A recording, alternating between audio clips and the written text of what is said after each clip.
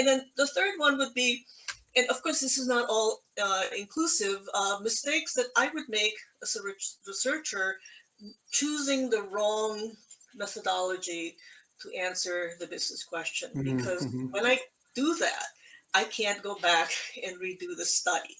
So I have to be smart enough to know that I'm using the right tools, and they will have to trust me to do that.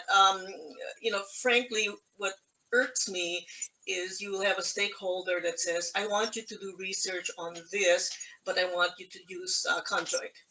So I kind of have them step back and say, let's start first with what you're trying to solve rather than telling me, I want you to do research on this topic.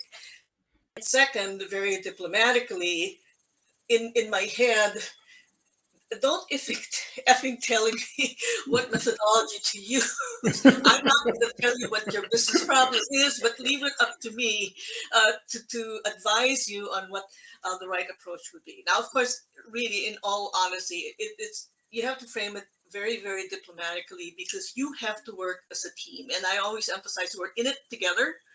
And trust me that I'm not making a mistake in choosing methodology. I will admit to you that I have had one or two studies when, in retrospect, I should have said, you know what, I probably should have asked this question and I missed this. So, nobody's perfect.